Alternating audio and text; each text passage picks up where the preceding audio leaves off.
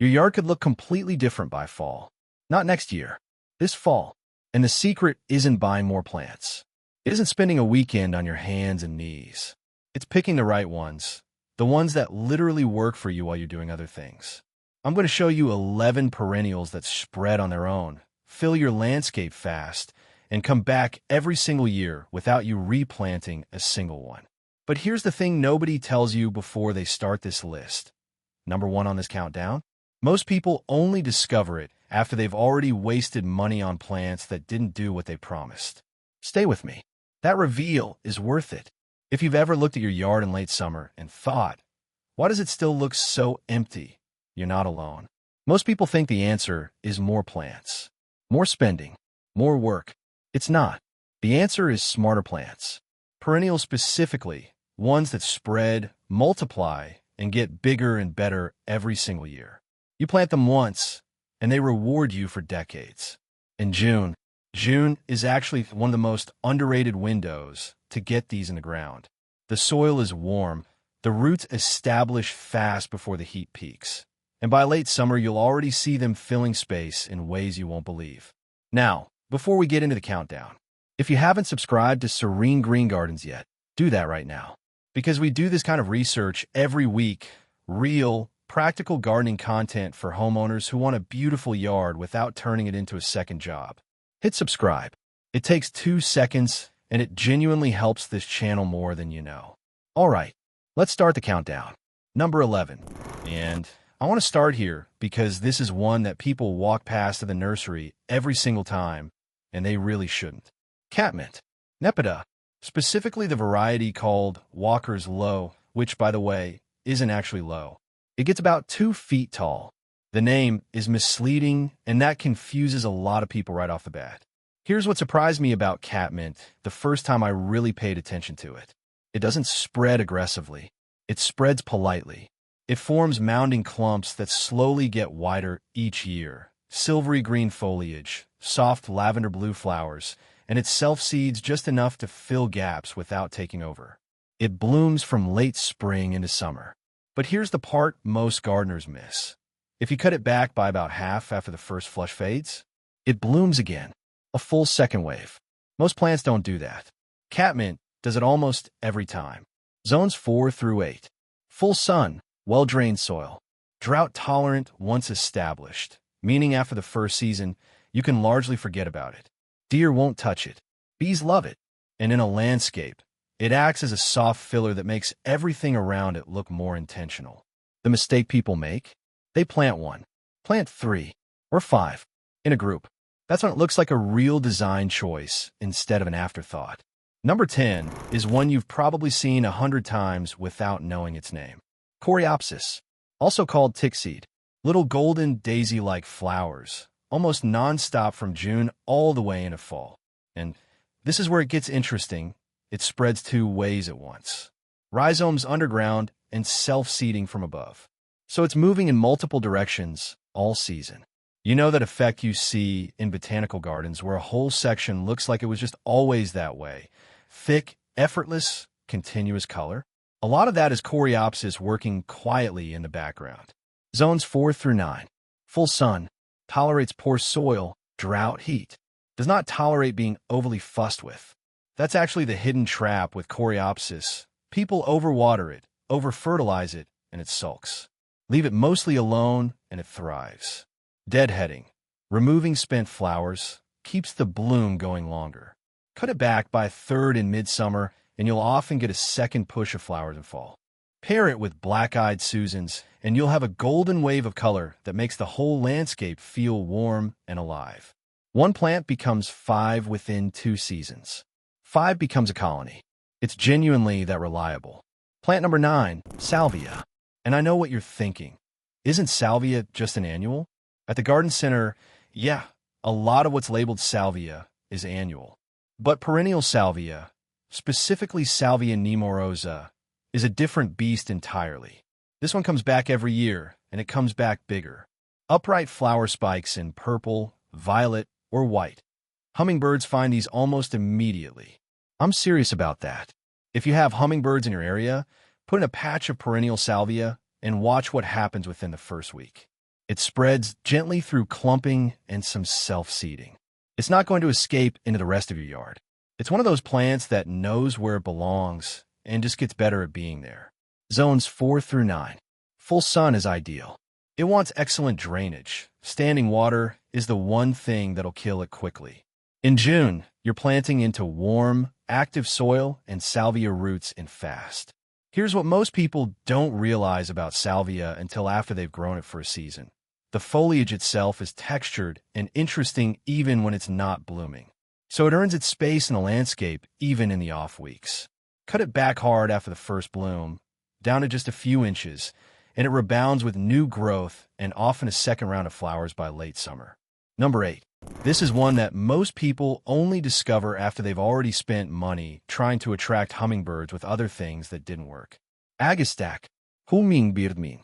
And if that name doesn't immediately tell you what it does, it attracts hummingbirds. Constantly, reliably, sometimes annoyingly, so if you're trying to get garden work done nearby. Long, vertical flower spikes, orange, pink, purple, blue depending on variety, and they bloom for months. Not weeks, months, from early summer until frost in many climates. It spreads by clumping and by self-seeding. It's heat-tolerant, drought-tolerant, and here's the detail that matters in a landscape. The deer don't want it at all. The strong, minty scent keeps them away. Zones 5 through 9 for most varieties. Full sun, extremely well-drained soil. The number one mistake with Agastack is planting it in heavy clay where the roots sit in moisture over winter. That kills it. Give it gritty, fast-draining soil, and it will live for years and get bigger every season. In June, this plant roots in like it was always supposed to be there. By August, you'll have columns of color that pollinators are visiting all day long. What surprised me is how long the dried seed heads hold interest in the garden in fall and winter. You get the blooms and the architectural interest after. Plant 7. And this one is different from everything else on this list because it doesn't grow up. It grows out. Creeping Phlox. Phlox stolonifera. This is a ground-level spreader, a low, mat-forming plant that blankets whatever surface it's growing on in a thick carpet of flowers. Pink, purple, white, lavender. In peak bloom, it looks almost impossible, like someone draped a tapestry over the soil. It spreads at about 1 to 2 inches per month. So it's not instant, but it is relentless. It roots as it creeps, filling in spaces and crowding out weeds in the process. And once it's established, it is genuinely hard to kill. Zones 5 through 9. Full sun to partial shade. Slopes, rock gardens, the edge of raised beds, the front of border where you want something to spill over and soften the edge. This is where Creeping Phlox earns its reputation. Here's the part nobody tells you before you plant it. After it blooms in spring, it kind of disappears visually, the flowers fade, and it becomes a low, dense green mat. Some people think something went wrong. Nothing went wrong. It's just resting and spreading. By the next spring, that mat will be noticeably bigger and the bloom will be even more dramatic. In June planting, give it consistent water for the first 6 weeks. After that, it handles itself. Plant number 6, Black-Eyed Susan. And I want to make a distinction here because this one trips people up. There are 2 kinds of Black-Eyed Susan sold at garden centers. Rudbeckia hirta. That's the short-lived one. It's technically biennial. It comes back inconsistently. Then there's Rudbeckia fulgida, the true perennial, the one that gets bigger every single year and spreads through the landscape like it owns the place. That's the one you want. Ask for by name. Golden yellow flowers with that classic dark center, blooming from midsummer all the way into fall. And when everything else in the landscape starts looking tired, this plant just keeps going. It spreads via rhizomes underground and seeds from above. Goldfinches eat those seeds through the fall and winter. So if you leave the seed heads standing rather than cutting them back, you're essentially turning your yard into a bird feeder. That's not a bad deal. Zones 3 through 9. Incredibly adaptable. Poor soil, clay, rocky ground. It doesn't complain. Full sun is ideal. Once established, it barely needs watering. The mistake people make is cutting it all the way back in fall. Don't. Leave the seed heads.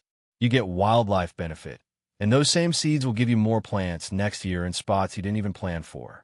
Pair it with purple coneflower, and you've got a combination that looks intentional and expensive and took almost no effort. Hey, quick pause right here.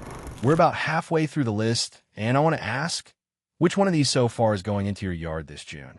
Drop it in the comments below.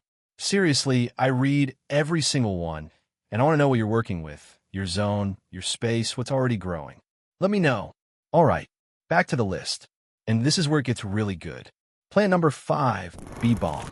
And this is the one that catches people off guard every time. Bee balm, Monarda.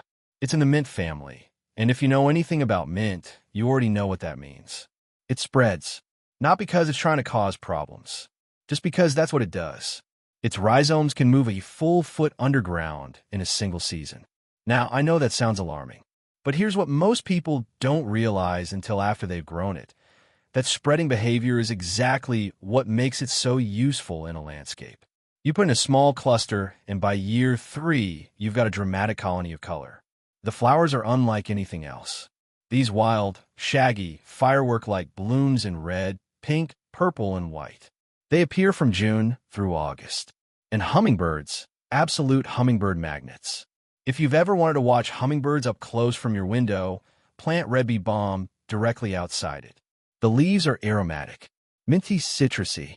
Indigenous peoples of eastern North America used this plant to make what was called Oswego tea, one of the oldest herbal teas in North American history. You can still do that. The leaves and flowers are edible. Zones 3 through 9. Moist, well-drained soil. Full sun. The one thing to watch out for, powdery mildew on the leaves later in the season, especially if air circulation is poor. Space them 18 to 24 inches apart. That gap matters. And here's the thing that saves your plant in the long run. Divide it every 2 to 3 years. Bee balm tends to die out in the center of the clump over time. You dig up the edges, replant the healthy growth, and suddenly you have twice as many plants for free. Plant one. Get a dozen within 5 years. That's a bee balm deal. Plant number 4, Shasta daisy. And this one belongs on every list about perennials that actually deliver what they promise. Shasta daisy. Classic white petals, bright yellow center. The kind of flower that looks expensive in a vase but grows like a weed in your yard. And I mean that in the best possible way. It spreads 2 ways, by forming expanding clumps and by self-seeding. Plant one, and within 2 seasons you'll have a dense cluster. Within 3 or 4 years, you'll have a colony that fills a whole section of your border. What I find most underrated about Shasta daisy is how long it blooms. June, July, August, and if you deadhead regularly, it keeps going. Some gardeners get blooms from early summer into fall. And in the weeks when it's not blooming, the foliage is dark, glossy green. It still looks good. It's still earning its spot. Zones 4 through 9. Full sun is ideal. It tolerates some shade, but blooms less. Well-drained soil. It doesn't like wet feet. Here's the part that shocks people. This plant pairs with almost everything. Purple salvia behind it, bee balm alongside it, black-eyed Susans next to it. Every combination works because white acts as a reset button for the eye. It makes every other color around it more vivid. Cut it back by half after the first big bloom. New growth appears quickly, and the second flush of flowers tends to be just as good. Plant number 3, daylily. And here's where I'll say something that might actually surprise you. Daylilies get dismissed sometimes, mostly by people who've only seen the plain orange ones growing along roadsides in a ditch. And I understand that. Those roadside plants have given daylilies a reputation for being boring. Here's what you don't know, if that's your only reference. There are over 80,000 registered daylily cultivars in the world. 80,000. Purple, red, peach, cream, bicolor, ruffled, double-flowered, miniature, giant. The variety is extraordinary. And they all share the same incredible characteristic. They multiply fast, return every year, and ask almost nothing from you in return. The name daylily comes from the fact that each individual flower only lasts 1 day. But here's the thing. Each plant produces dozens of buds, so the display keeps going for weeks. They spread by multiplying fans underground. By 3 plants in June, and by fall you already have noticeably larger clumps. By year 2 or 3, you have enough to divide and spread throughout the entire yard, or give them to a neighbor, or sell them. Zones 3 through 9 for most varieties.